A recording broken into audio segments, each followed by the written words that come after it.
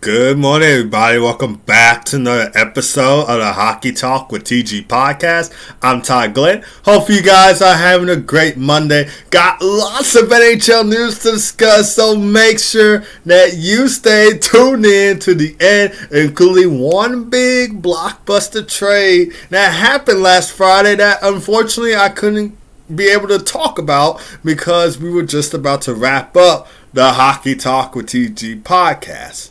But before I go ahead and get into today's NHL news, I just want to talk about what happened at Saturday night's main event between John Cena and Gunther. So, yes, I know I'm getting a little bit off topic here to start the Hockey Talk with TG podcast. But if you did not watch John Cena's last match on Saturday night's main event on Saturday, December 13th, it was an emotional, tough day. An emotional, tough day at Saturday night's main event on December 13th, 2025. That was John Cena's final match in the WWE. He took on Gunther in his final match in the WWE. And there was not a dry tear while watching that match. Everybody, including myself, shedded some tears during John Cena's match, before, maybe even during, and after the match. John Cena has been in the WWE for 23 years. 23 years of hustle, loyalty, and respect. He debuted in the WWE in 2002, made his appearance on SmackDown against Kurt Angle, and he made an impression right away. The never seen 17 WWE champion and Hall of Famer, if he's not in the Hall of Fame, he should be, is now retired. John Cena, he's been an inspiration to us all. Whether you were a fan or not a fan of WWE, you had to love John Cena. The Mr. Hustle, Loyalty, and Respect, the Mr. Never Give Up. He was an inspiration to all of us. And he faced a lot of opponents over his years in the WWE, including Kurt Angle, CM Punk, Randy Orton, The Undertaker, Triple H, Edge, Big Show, The Miz, Batista, and so many more WWE wrestlers. I can go on and on with that list. He's faced a lot of opponents. He's gave us a lot of memories and key matches, iconic matches and iconic moments as a kid. And the WWE will never feel the same without John Cena. CM Punk is my current favorite WWE wrestler, but my all-time favorite is John Cena. And the WWE is not the same or will never be the same without John Cena. The PG era of WWE, one of my favorite eras of the WWE. It was an unreal era to watch John Cena in, and he will definitely be missed in the WWE. Like I said, not a dry tear in the house, not a dry tear to everybody watching the match at home. Everybody, including myself, shedded some tears during John Cena's final match in the WWE. I hated the ending, though. I hated the ending. John Cena should have won in the ending, but Gunther tapped him out. John Cena tapped out to Gunther. John Cena smiled at the camera and tapped out to Gunther. That was his last match. Everybody was shocked at the ending. Everybody was upset with the ending. And then fans started booing Triple H when he came out of the locker room to come down to the ring to congratulate and talk to John Cena. Fans that booed him. Yeah, that was a horrible ending for John Cena's retirement career. Hopefully he has his own documentary soon about his career and the end of his career, what led up to his career, stuff like that. Hopefully you see a John Cena documentary. And then other announcements, Christmas is 10 days away. If you are looking for the perfect Christmas present, feel free to get one of my books for Christmas. I have wrote 6 books. All 6 of these books are on Amazon, or I should say all 5. I don't know why I keep saying 6. But yeah, make sure to get your copies of my books on Amazon. Rising Up, A Young Player's Journey to the NHL. A perfect book for those who aspire to be in the NHL. This will be the perfect book. Hopefully this book will motivate you to keep training hard and keep playing, and hopefully you will make the NHL, and I'll be talking about you on the Hockey Talk with TG podcast. Hopefully you get this book on Amazon. My other book, From Icebergs to Ice Kings, this is my most recent book I put out. I put this out in May of 2025. About a Chicago team viewed as being no good, viewed as being a bad team, get invited to this ODR tournament in Canada. They win it all, and they pull off an upset. It's another great book to read. Slapshot Struggle Story by Middle School Hockey Team, a great book for you and your kid, especially if your kid is in middle school, hence the name. And then Breaking Barriers, A Black Man's Ice League Journey. I wrote this book for diversity and to grow the game of hockey. This book is mostly about diversity and growing the game of hockey. So don't judge the book based on its title. This is about diversity and growing the game of hockey. Breaking Barriers, Black Man's Ice League Journey. And then, if you're a Blackhawks fan like myself, make sure to get your copy of my book, My Top 10 Blackhawks Moments. I wrote this in honor of the Blackhawks centennial season this year. And it's just lists my top 10 moments as a fan, told from my perspective and what I thought about it. So if you're a Blackhawks fan, make sure to get your copy of this book.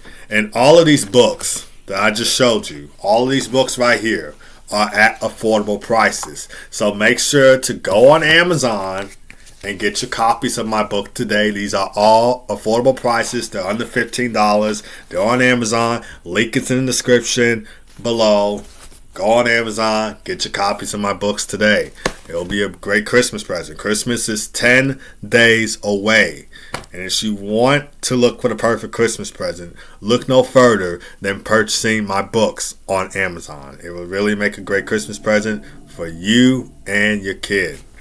Last but not least, make sure that you guys are subscribed to the Hockey Talk TG Podcast YouTube channel, and make sure that you are following the Hockey Talk TG Podcast on Spotify, Apple Podcasts, and iHeartRadio. We are with you guys every Monday, Wednesday, and Friday from 11:30 a.m. to noon Central Time, 12:30 p.m. to 1 p.m. Eastern Time. So make sure to hit that like button, hit that subscribe button, hit that notification bell button so you can stay up to date on the latest episodes of the Hockey Talk TG Podcast and the latest hockey news.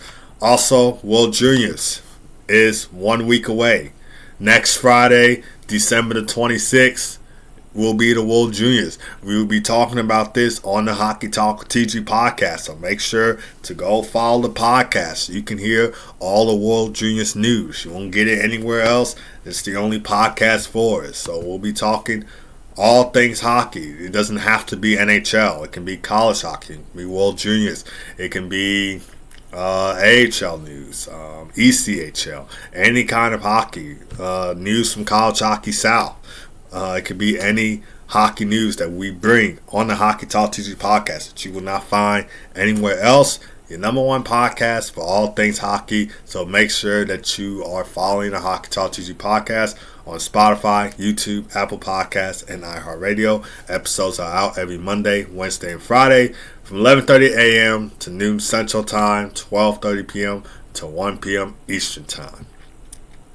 But without further ado, let's go ahead and get into the NHL news for today. I know I rattled on for the first 9 minutes of the Hockey Talk TG Podcast. Let's go ahead and get into the NHL news for today, though. So we're going to start things off by talking about one of the trades that went down on Friday. So usually when I open up the Hockey Talk TG Podcast with some NHL news, I start off by game recaps. Now, But now we're going to be starting off with a trade. So we'll start off with one of the trades that went down on last Friday. Unfortunately, didn't have time to talk about this on Friday's episode of Hockey Talk Tuesday podcast because this happened as I was closing out the podcast. Stuart Skinner got traded to the Pittsburgh Penguins by the Edmonton Oilers on Friday, and along with Stuart Skinner, defenseman Brett Kulak and a 2029 second-round pick was also traded to Pittsburgh, and the Oilers received for Sam Poulin in the trade, and they also received Tristan Jarry as well. And then they got Spencer Stastny from the Nashville Predators for a 2027 third-round draft pick. This swap was part of a broader roster move to kind of change up the Oilers' goaltending situation because they did have goaltending problems in the Stanley Cup playoffs last year, most notably in the Stanley Cup final against the Florida Panthers. This trade, kind of surprised me because I was not expecting a trade like this to happen like right now, or I should say last Friday. So this trade was kind of out of the window, like it came from out of the sky, to be honest. Like, it kind of surprised. Well, I mean, it didn't really surprise me. I knew the Oilers were going to do something about their goaltending situation at some point, but I expected that to happen like near the trade deadline. That's when I expected it to happen. So it kind of surprised me from out of the blue moon. But let's go ahead and recap.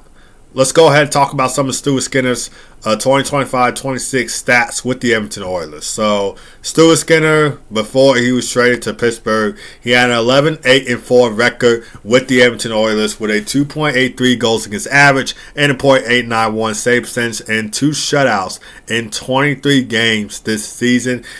And his last game with the Oilers was against the Detroit Red Wings, in which he made 27 saves in the Oilers' 4-1 win over the Detroit Red Wings on, what was it? Was it last Thursday? I think that was last Thursday. And he was drafted by the Oilers in the third round, number 78 pick of the 2017 NHL Draft. And get this, he's from Edmonton. I'm pretty sure he hated to get traded. He wanted to stay on his hometown team with the Edmonton Oilers, so I'm pretty sure he didn't want to get traded, but General Manager Stan Bowman had to do something about the Oilers' goaltending situation because, like I said, this was a problem in the playoffs last season, like in the first round against the LA Kings, even though the Oilers won that series against the Kings again. You had Stuart Skinner starting like the first 2 games, I believe. Then he went to Calvin Picker, and then somewhere throughout the playoffs, Calvin Picker gets hurt, and Stuart Skinner is starting, and then Stuart Skinner is not being the Stuart Skinner that we knew from the playoffs prior to the 2025 Stanley Cup playoffs. And now they go with Calvin Picker. So it was just an alternate back and forth between Stuart Skinner and Calvin Picker, which to me wasn't really solving anything for the Edmonton Oilers. So a change for the goaltending was needed. The goaltending did not come to fruition in any of the Stanley Cup finals, and they wanted to do something about that. Not only that, but the Oilers also couldn't score in the Stanley Cup final. Like, they didn't score a lot, which was one of the reasons why they lost in back-to-back years against the Florida Panthers. But it was mainly the goaltending situation, so they had to do something with that. But taking a look at Stuart Skinner's career stats with the Edmonton Oilers, he had a 109, 62, and 18 record with a .904 save percentage and 9 shutouts in 197 regular season games. He had a 26-22 playoff record with a 2.88 goals against average in 50 Stanley Cup playoff games.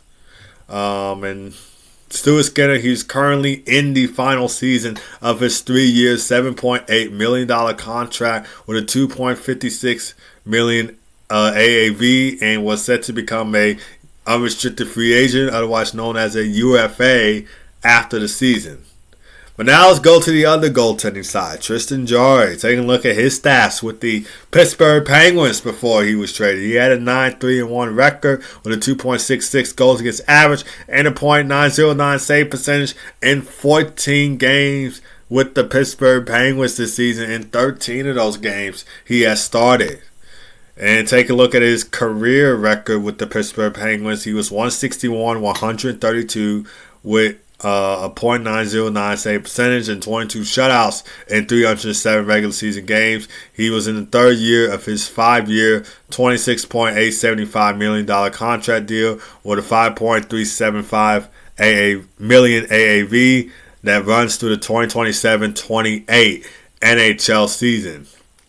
And like I said, in that trade, Brett Kulak, he was traded to the Pittsburgh Penguins. He had 2 assists in 31 games this season before the NHL trade.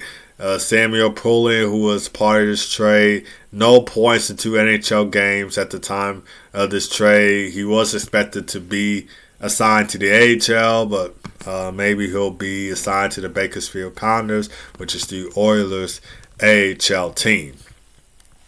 Overall thoughts on this, like I said before, this trade kind of surprised me because I knew the Oilers were going to do something about their goaltending situation. It wasn't going to be another season with Stuart Skinner and Calvin Picker as the goaltending team. It just wasn't. So something was needed. Like, if they were going to make a change to their forward group and defensive group, that really wouldn't surprise me, or that really wouldn't matter that much as much the goaltending situation matters. So the goaltending situation needed to be changed. It needed to be done. It got done. But for me, it got done way too early. Like, if I was Stan Bowman, if I was general manager of the Oilers, thank God I'm not. I would make a terrible GM.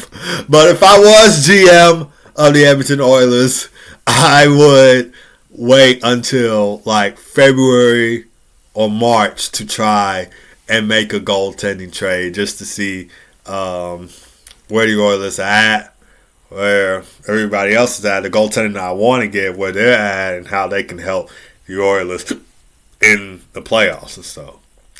Tristan Jarry did make his not NHL. He did make his Oilers debut this past weekend when the Oilers took on the Toronto Maple Leafs. And he made 25 saves on 28 shots faced in net in the Oilers' 6-3 win over the Maple Leafs on Saturday, in which Connor McDavid had a 3-point game in that one. 2 goals, 1 assist for 3.9 for McDavid. And also the Oilers and the Maple Leafs 6-game point streak in which they were 4-0-2 during the span. Tristan Jarry finished with a .893 save percentage in his debut with the Oilers against Austin Matthews and the Toronto Maple Leafs on Saturday. Stuart Skinner did not play this past weekend with the Penguins. The Penguins had back-to-back home games this past weekend, both of them being overtime losses in which they had the lead and then they lost the lead to the Sharks and the Mammoth. So on Saturday, they played the Sharks, which was a 6-5 overtime loss. Sharks came back down from 5-1 to win the game 6-5 in overtime. And then the same thing for the Penguins happened in Sunday's game against the Utah Mammoth, in which the Mammoth came back from 3 goals down, won the game. They eventually had to lead 4-3. Penguins tied it up at 4, and then the Mammoth go on to win in overtime. But Stuart Skinner could possibly make his debut with the Penguins on Tuesday when the Penguins take on, guess who? The Edmonton Oilers. When the Penguins take on the Edmonton Oilers, Stuart Skinner could possibly make his debut against his former team, against his hometown team. Because like I said, Stuart Skinner is from Edmonton. And I'm hoping that it will be, if this happens to be the case, where Stuart Skinner will be making his Penguins debut against the Oilers on Tuesday, I am hoping that Tristan Jarry can get the start for the Oilers against the Penguins on Tuesday, because Calvin Pickard did play in the Oilers' last game against the Montreal Canadiens, which was a 4-1 loss to the Habs on Sunday. So maybe Tristan Jarry could start on Tuesday. And if he does, maybe Stuart Skinner could make his Penguins debut against the Edmonton Oilers. So hopefully that happens for tomorrow when the Oilers are in the Steel City to take on the Pittsburgh Penguins. But we'll just have to see how everything will go. But like I said, hopefully that is the matchup. That'll be a great matchup just to see like the two goaltenders that the Oilers and Penguins traded are now facing off against each other. But let's go to another trade that was even more bigger and mind-blowing than the goaltending trade between the the Oilers and Penguins, as Quinn Hughes gets traded to the Minnesota Wild by the Vancouver Canucks on Friday, and in return the Canucks receive for Marco Rossi, Liam Ogren, and defenseman Z Bulliam, and also a first-round pick in the 2026 NHL Draft in exchange for Quinn Hughes. This was a blockbuster trade that went down last Friday. The Wild obviously had to give up a lot to get Quinn Hughes. And there was rumors about maybe Quinn Hughes going over to the Devils to play with his brothers Jack and Luke. Jack is currently out with a finger injury. Hopefully it's not that long though, because we would love to see him on Team USA in the Olympics in February. But those were the rumors about Quinn Hughes going to New Jersey to play with Jack and Luke. Obviously not the case in this one, as the Wild grab on Quinn Hughes. And Quinn Hughes, he spent 8 seasons with the Canucks. He was drafted 7th overall by the Canucks in the 2018 NHL Draft. And like I said, this trade really shocked me. It was a blockbuster, mind-blowing, crazy, unreal trade that happened last Friday. Some people kind of saw it coming. I was kind of one of those people that saw it coming because, again, there was rumors about Quinn Hughes possibly being traded from the Vancouver Canucks. And not to mention that he wasn't doing well. I mean, he was doing well. He was doing okay. He had 23 points in 26 games before being traded. 2 goals, 21 assists for 23 points in 26 games. So he was doing okay. But I'm pretty sure, it was like a trade was needed for Quinn Hughes. I don't know if he was going to re-sign with the Canucks if he wasn't getting traded or not. But a trade was kind of really needed. But yeah, 8 seasons with the Canucks for Quinn Hughes. He had 432 points in 459 games played, 61 goals, 371 assists for 432 points in 459 games played for Quinn Hughes on the Vancouver Canucks.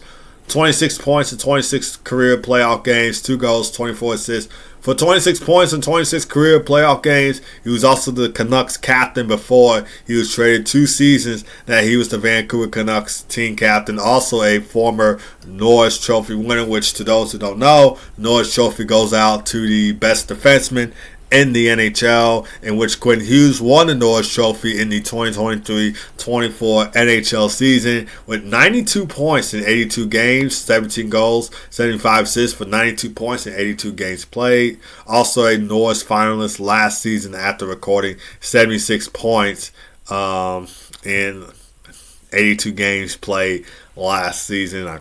16 goals, 60 assists for 76 points in 82 games. And like I said, 23 points in 26 games played, 2 goals, 21 assists for 23 points, 26 games. But yeah, a trade was needed to happen. Some people were saying that Quinn Hughes wasn't doing as well. He was underperforming in Vancouver, but he wasn't doing that bad leading up to the trade. I mean, at least I felt like he was, and the stats kind of speak for itself.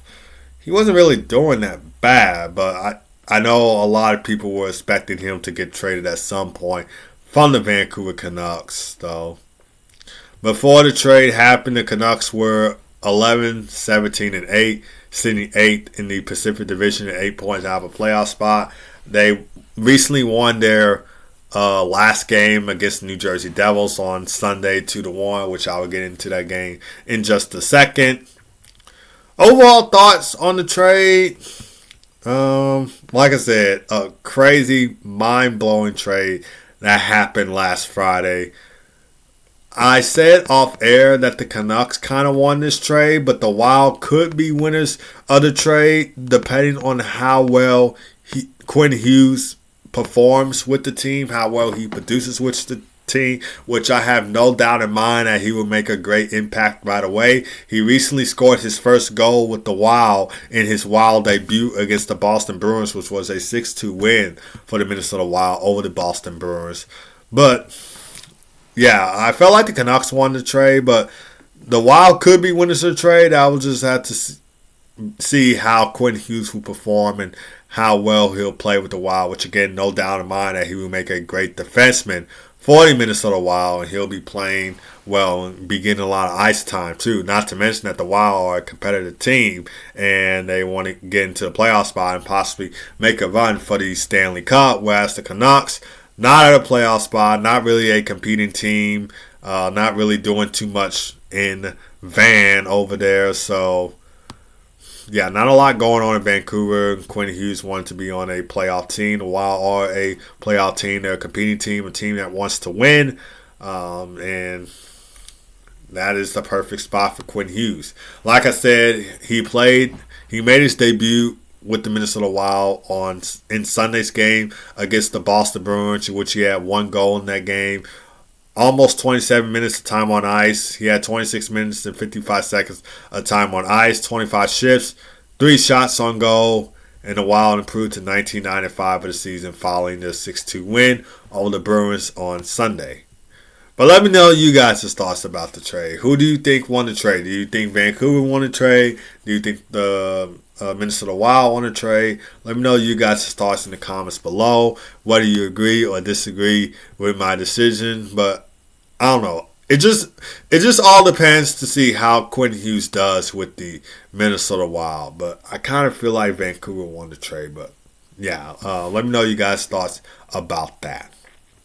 But speaking of the Canucks, they hold off the New Jersey Devils with a 2-1 win on Sunday. And with the win, they improved to 12, 17, and 3 of the season's second win in their last 8 games, which they were 2-5-1 during the span. Z Bulliam shines in his Vancouver Canucks debut. He had a goal and assist for a 2.9. His goal coming on the power play. And the other 2 players that were involved in this Quinn Hughes blockbuster trade, Marco Rossi and Liam Ogren, they also made the Canucks debut on Sunday.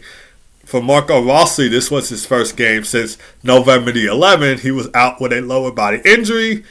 And in his debut, taking a look at some of his stats, he had 1 shot on goal, 3 blocks, 1 hit, and 18 minutes and 16 seconds of time on ice. For Liam Ogren, he had a -1 rating, 11 minutes and 39 seconds of time on ice, 13 shifts, 1 shot on goal, and 1 block. Jake DeBrusk also scored in this win for Vancouver. Connor Garland had 2 assists. Thatcher Demko made 25 saves on 26 shots, faced the net. Both the Canucks goals were scored on the power play. They were 2 for 3 on the power play in this game. And for the Devils, Luke Hughes scored the lone goal for New Jersey, 3rd goal of the season for him. No longer facing his brother Quinn Hughes on the Vancouver Canucks, as he's now on the Minnesota Wild. So, pretty sure the Hughes family is going to be watching a lot of Wild and Devils games now. Now that Quinn Hughes is on the Minnesota Wild, and Jack and Luke, of course, are on the New Jersey Devils. Jacob Markstrom made 13 saves on 15 shots faced in net. Devils are 1-1 in their back-to-back home sets. They were coming off a 4-1 win over the Anaheim Ducks on Saturday, and they lost 2-1 to the Canucks on Sunday. And so they're 1-1 during their back-to-back home game weekend, and they dropped to 14-1 of the season. The Devils head to the Sin City to take on the VGK Vegas Golden Knights on Wednesday at 9 o'clock p.m. Central Time. The Canucks continue their 3-game East Coast road trip in New York against the Rangers on Tuesday at 6 o'clock p.m. Central Time. Now let's move on to the Carolina Hurricanes Philadelphia Flyers game as the Carolina Hurricanes hold off the Philadelphia Flyers with a 3-2 shootout win at home on Sunday. Andrei Svechnikov with a shootout game-winning goal, and the Hurricanes sweep the home-and-home series with back-to-back shootout wins. They had a 4-3 shootout win against the Flyers on Saturday. They improved to 21-9-2 the season. They won 4 in a row. William Carrier and Taylor Hall scored the other goals for Carolina. Both goals coming in the first period, by the way, while Brandon Bussi made 24 saves on 26 shots facing net. He included making some key saves in overtime. How good has he been of lately? He's up to 11 wins this season. He's improved to 11-1-0 for his season record. He's the fastest goalie to 11 wins in NHL history. A top 3, top 5 Calder Trophy candidate for the Calder Memorial Trophy this year.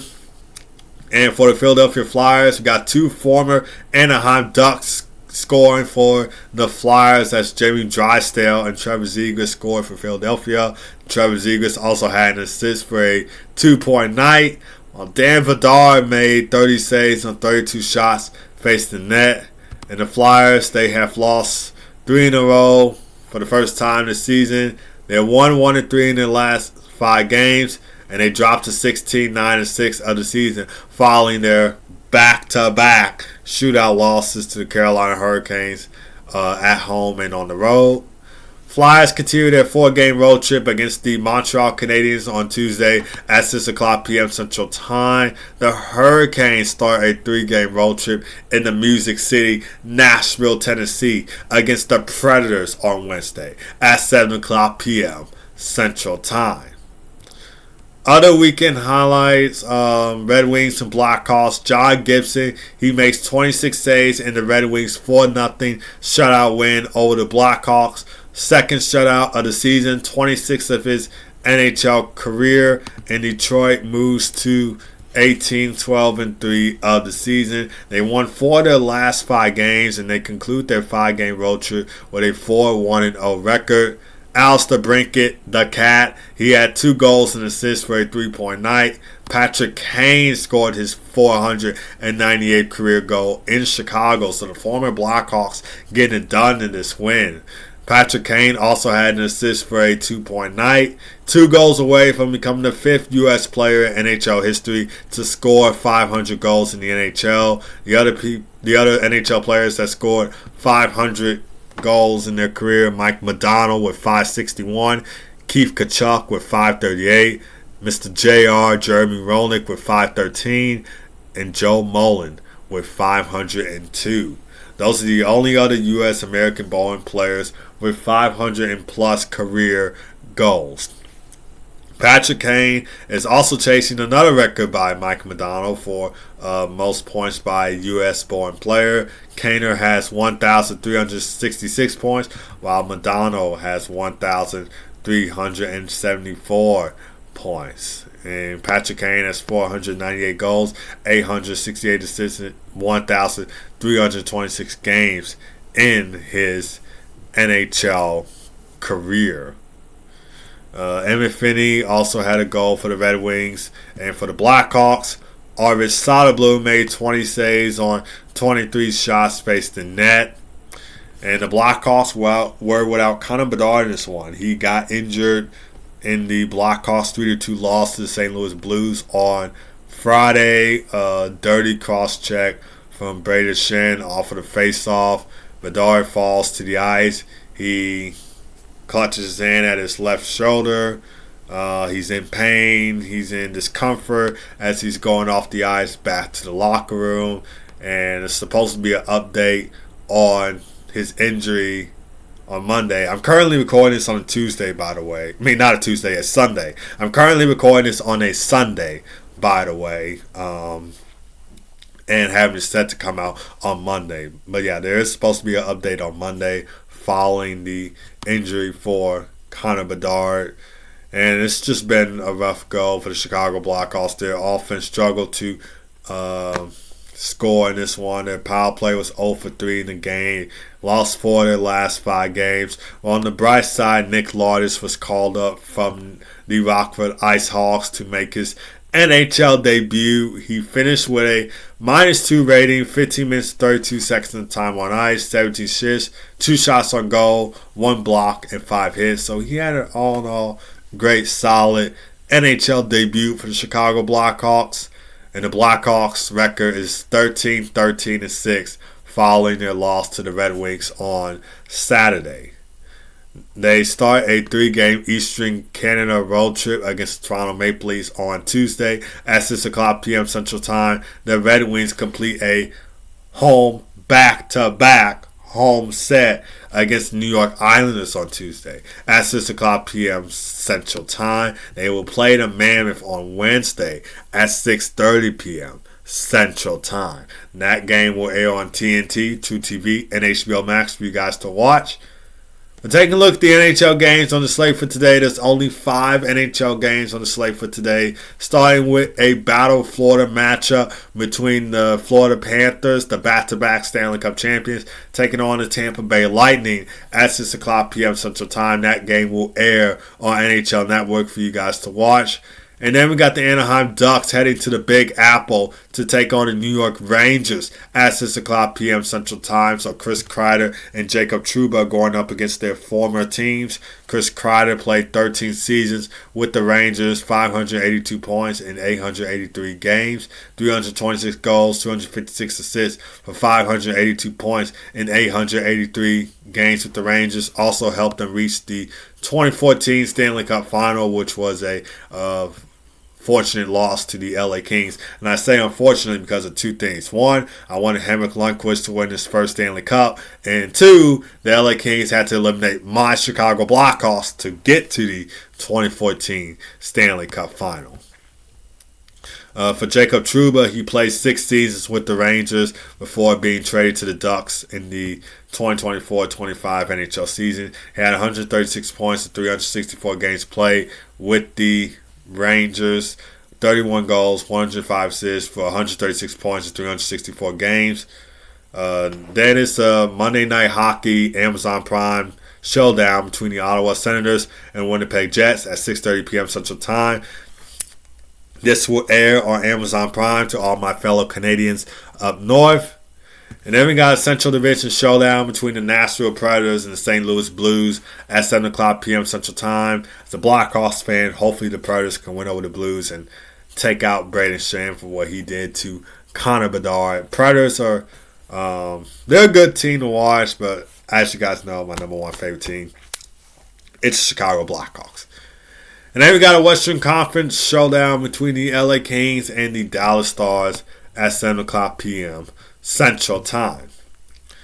Well, that's going to do it for this episode of the Hockey Talk with TG podcast. Thank you guys for tuning in as always. Really do appreciate it. Don't forget to hit like, subscribe on the YouTube channel. Make sure that you are following the Hockey Talk TG podcast on Spotify, Apple Podcasts, and iHeartRadio. Subscribe to the YouTube channel. We are with you every Monday, Wednesday, and Friday from 11:30 a.m. to noon Central Time, 12:30 p.m. to 1 p.m. Eastern Time. So make sure to hit that like button, hit that subscribe button, hit that notification bell button, hit that follow button so you can stay up to date on the latest episodes of the Hockey Talk with TG podcast. Also, don't forget to get my books on Amazon. All of these books are at affordable prices, under $15. Christmas is 10 days away. And if you are looking for the perfect Christmas present, get your copies of my book. These will make a great Christmas present for you and your kid. If you guys have any more questions about my books, I will be happy to answer them all. The link will be in the description for you guys to get your copies of my books today. They're at affordable prices, under $15, so make sure to go ahead and grab one before Christmas. Both of you guys have a great rest of your day. Keep God first as always. Be blessed. I'll see you guys on Wednesday for another episode of the Hockey Talk with TG podcast. Take care.